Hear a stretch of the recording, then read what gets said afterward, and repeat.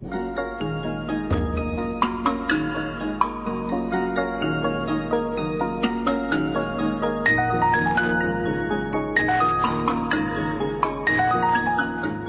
growth curve for the 21st century is a new international growth reference for children from birth to 5 years of age.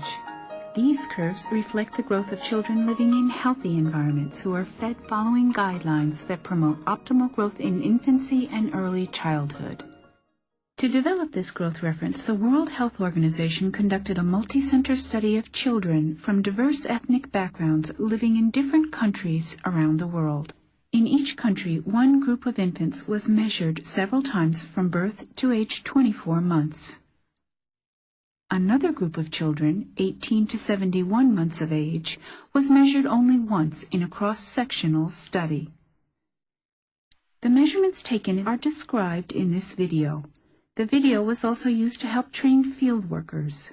Training was important to ensure that the measurements taken were accurate and reliable.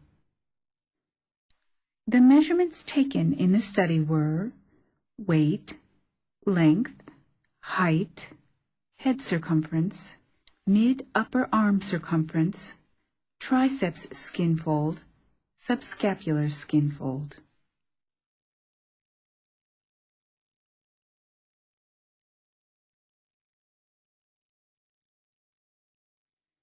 A uniscale is used to measure weight. The scale weighs to the nearest 100 grams.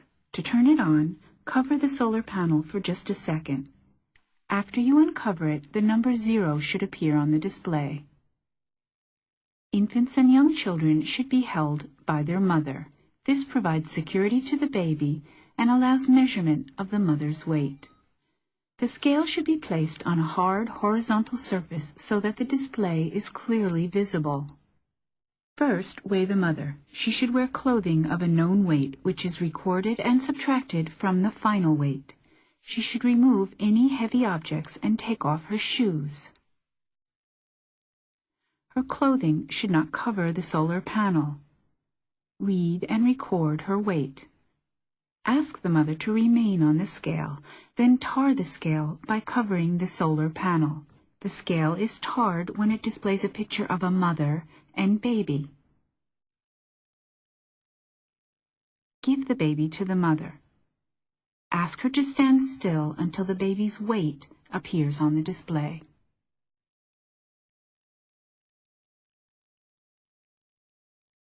To weigh a child older than 24 months, turn on the scale. Place his feet slightly apart in the center of the platform. Tell him to stand completely still. Record the weight as it appears on the display. Remove shoes and heavy objects. Stand still over the center. Record the weight in kilograms to the nearest 100 grams. To weigh an infant, tar the scale first.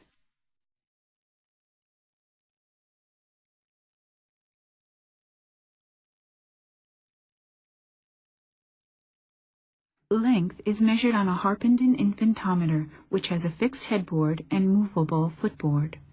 To avoid causing discomfort, cover the board with a thin cloth or soft paper. The lead observer stands on the side so as to hold down the baby's legs with one hand and move the footboard with the other hand.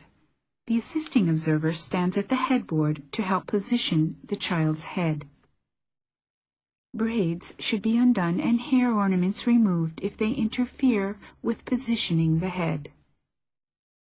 The assisting observer holds the child's head so that the top of the head touches the fixed headboard. To keep the child's head in the correct position, she gently cups her hands over the child's ears. The mother reassures the child and talks to her. The head is positioned so that a vertical line from the ear canal to the lower border of the eye socket is perpendicular to the horizontal board. This position is known as the Frankfurt vertical plane. The lead observer positions the child's trunk so that it is flat and straight on the board. Gentle pressure is applied on the knees to straighten the legs. the footboard is positioned against the child's feet, toes pointing upward. Measuring length can provoke anxiety and crying in children, so the mother should reassure the child. It may be necessary to keep the child's clothing on, but ensure that they do not get in the way of the measurement. Her head should be positioned correctly, and her legs and feet held firmly in their correct position to obtain an accurate measurement.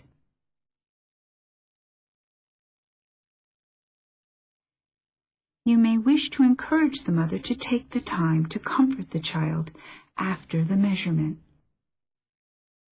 For newborns, position their head as you would an older child, but it is not possible to straighten the knees of newborns as with older children. Newborns are still very fragile and could easily be injured if too much pressure is applied to their legs, so the observer should apply minimum pressure on their knees. Position the head, straighten the child's trunk and legs, position their feet, then record the length in centimeters to the last completed 1 millimeter.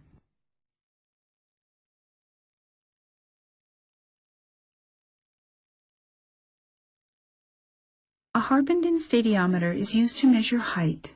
The stadiometer has a vertical backboard, a fixed baseboard, and a movable headboard. In measuring child height, the assisting observer holds the child's legs to keep them straight and feet flat. The lead observer must get down to the level of the child's face. The child stands on the stadiometer with feet slightly apart. Hair ornaments should be removed.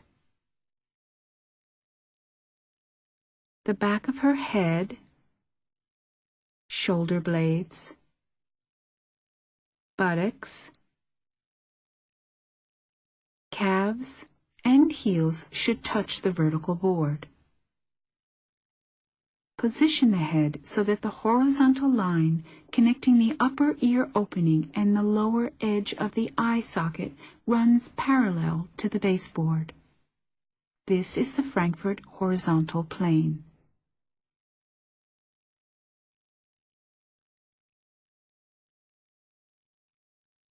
Push in gently on her tummy to help the child stand to full height. Pull down the headboard to rest firmly on top of her head. Take the reading to the last completed 1 millimeter.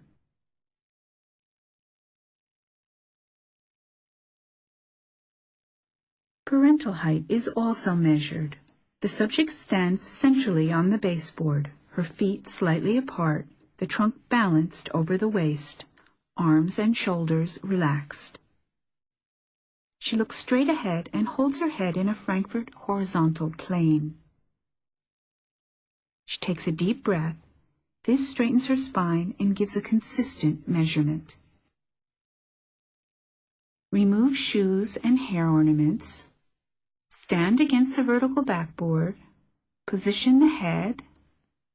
For adults, they should take a deep breath. For children, push in their tummy. Record the height in centimeters to the last completed 1 millimeter.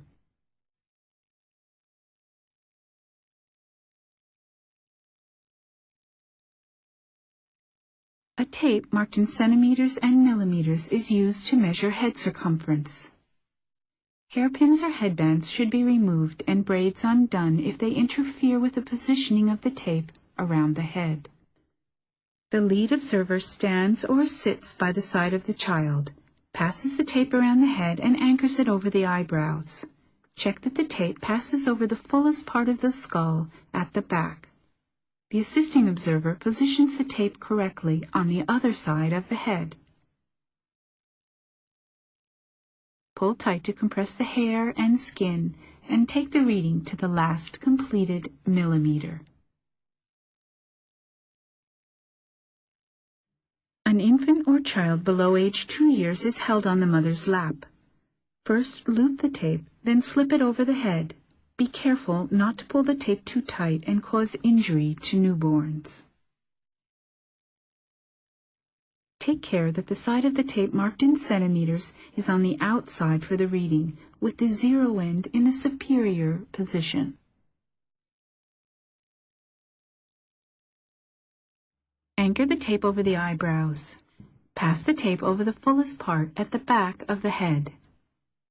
Check the correct positioning. Pull tight, then record the head circumference in centimeters to the last completed 1 millimeter.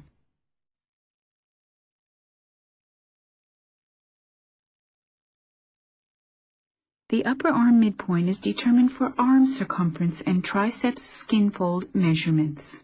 In the growth reference study, these measurements were taken from 3 months of age onwards.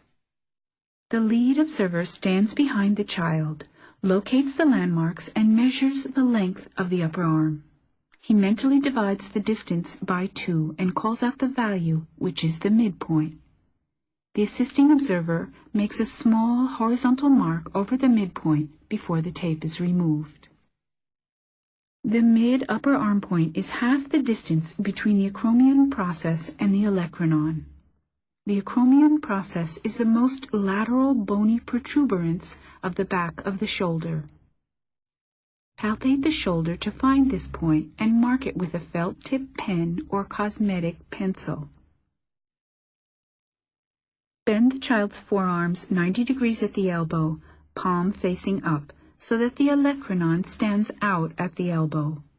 Place the 0 point of the tape on the mark over the acromion process and run the tape down the back of the arm to the tip of the elbow. Divide the distance between the acromion process and the olecranon by 2. This is the midpoint. Mark the midpoint, then remove the tape. Locate and mark the acromion process on the left shoulder. Bend the elbow at a right angle, palm facing up. Measure the distance from the mark to the tip of the elbow. Then mark the midpoint.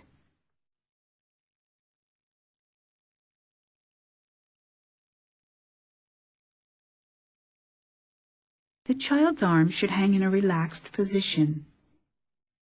The arm circumference comprises the skin, fat, muscle, and bone of the upper arm.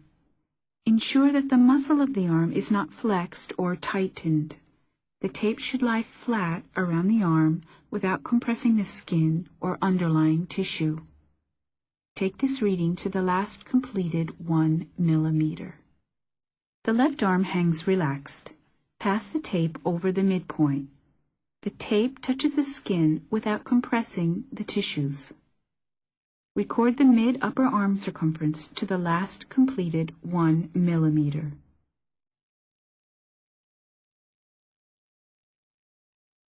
Holting calipers graded in millimeters with a precision of 0.2 millimeters are used to measure skin fold thicknesses.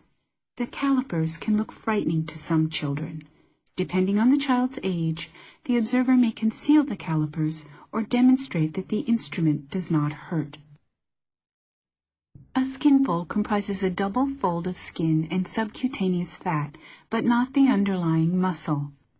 To pick up a skin fold, open your thumb and forefinger 2 to 3 centimeters apart for young children and about 4 centimeters apart for older children. Grasp the skin fold gently to avoid causing unnecessary discomfort to the child. Fat is compressible, so the skin fold should not be shaken nor pulled out to meet the calipers. Open the caliper jaws fully and apply them at a right angle